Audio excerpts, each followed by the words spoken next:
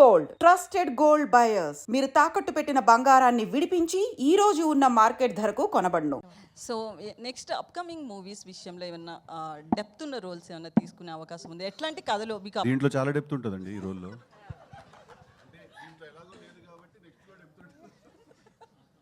లేదు, ఇందులో కూడా చాలా డెప్త్ ఉందండి. ఆ సిద్ధు సార్ మీకు క్వశ్చన్ అంటే వైష్ణవి జనరల్గా తెలుగు అమ్మాయి అనగానే బేసిక్గా ఆఫర్స్ గురించి మొన్న ఎస్కేఎన్ గారు ఒకటి మాట్లాడడం జరిగింది. సో అది మీ దాకా ఏమైనా వచ్చిందా, మీ గురించి అని చాలామంది అనుకున్నారు. సో అది ఆయన ఎందుకన్నారో మరి నాకైతే తెలీదు. బట్ తర్వాత క్లారిటీ కోసం వీడియో చేసి పెట్టారు కదా. I think all is well. Siddhu గారు అంటే సార్ టెంప్లెట్ బ్రేకింగ్ క్యారెక్టరైజేషన్స్ కానీ టెంప్లెట్ బ్రేకింగ్ రైటింగ్ కానీ మీ సినిమాల్లో చూస్తుంటా. అంటే మీ యూఎస్బీ అదే ఫస్ట్ నుంచి మిమ్మల్ని బాగా ఇష్టపడటానికి కారణం అదే.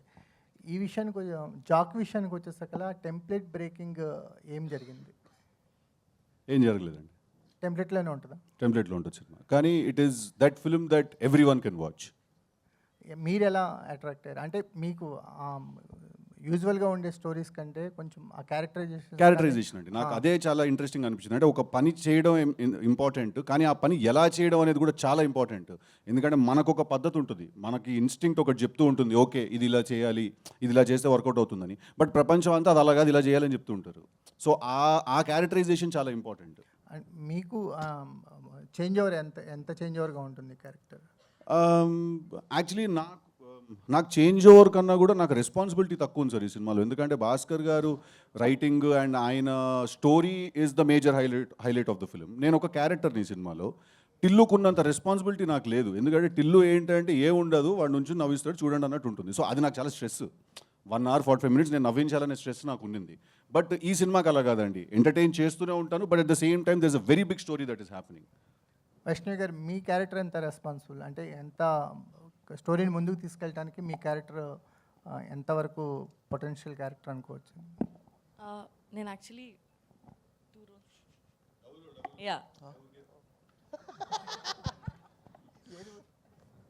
డబుల్ రోల్ ప్లే చేస్తున్నాను.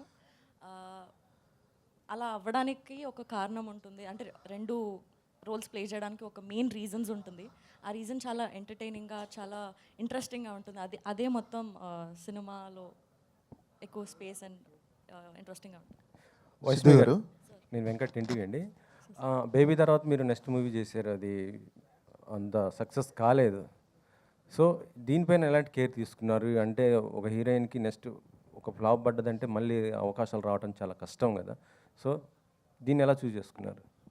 సార్ అంటే సినిమా సక్సెస్ కాకపోవడం అది అంటే నేను అంత ఆలోచించే మెచ్యూరిటీ అంటే ఎక్స్పీరియన్స్ లేదు సార్ ఇంకా నాకు. బేబీలో నేను క్యారెక్టర్ వరకు చూశాను, ఆ సెకండ్ సినిమాలో కూడా క్యారెక్టర్ వరకు చూశాను. అది నాకు చాలా ఇంట్రెస్టింగ్గా చాలా స్కోప్ ఉన్నట్టుగా అనిపించింది. ఇందులో కూడా నేను అదే చూశాను, నా క్యారెక్టర్ చాలా ఇంట్రెస్టింగ్గా చాలా స్కోప్ ఉంది అండ్ పర్ఫామ్ చేయడానికి నాకు చాలా ఎక్సైటింగ్ అనిపించింది. సో నేను మోస్ట్లీ క్యారెక్టర్ పైనే నేను సెట్ అవుతానా, నన్ను నేను చూసుకోగలుగుతానా అండ్ నేను బాగా చేయగలుగుతాను అన్న దానిపైన ఫోకస్ సార్. బేబీ ప్రొడక్షన్స్లోనే మళ్ళీ మీరు ఆనంద్ గారికి సినిమా అన్నారు, కానీ మళ్ళీ ఇంతవరకు ఏం అప్డేట్ లేదు, ఏంటి అది? అన్ఫార్చునేట్లీ అది ముందుకు వెళ్ళలేదు సార్. బట్ మేబీ ఫ్యూచర్లో ఇంకా ఏదైనా వస్తే I'm looking forward to do. I always had a great experience working with them. So అంటే ఎస్కేఎన్ గారితో అంటే ఆ ప్రొడక్షన్తో అయితే మీకైతే ఇబ్బంది లేదు కదా? ఉందని ఎవరు చెప్పారండి? అంటే మొన్న దాంట్లో కొద్దిగా సోషల్ మీడియాలో అయితే ఇదే వైష్ణవి గారిని ఇలా అన్నారు అనేసి కొంత ఇదైతే అయింది. అదే చెప్తున్నాను, ఎవరిని అన్నారో మరి నాకు తెలీదు. బట్ ఏదైతే బయటికి వచ్చిందో న్యూస్, దానికి ఆన్సర్ చేయడానికి ఒక వీడియో చేసి పెట్టారు. ఐ థింక్ దాంతో ఆన్సర్ వచ్చేసింది అనుకో. ఆయన నన్నేం అనలేదు కదండి. సిద్ధు గారు అది సిద్ధు గారు ఒక నిమిషం.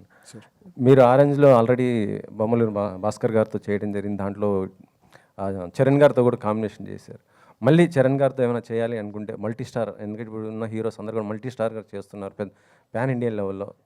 సో మీరేమైనా అవకాశం ఉంటే మళ్ళీ చరణ్ గారితో కలిసి? Definitely would love to work with him always and he's a sweet heart and whenever I've met him I've had great experiences. So definitely కలిసి వర్క్ చేసే అవకాశం వస్తే it will be really really cool. Actually చెప్పాలంటే భాస్కర్ గారికి ఇప్పుడు success rate లేదు. Okay.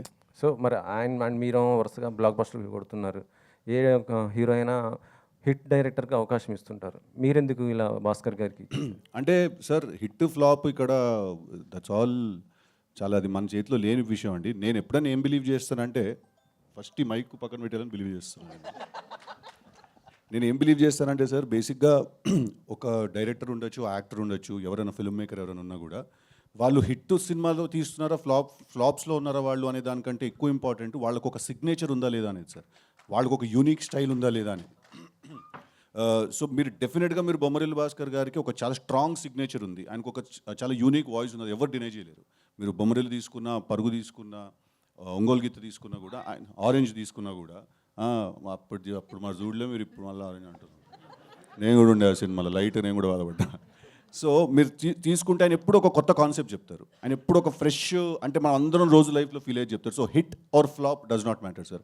If the artist has a signature or not matters అండి. సిద్ధు గారు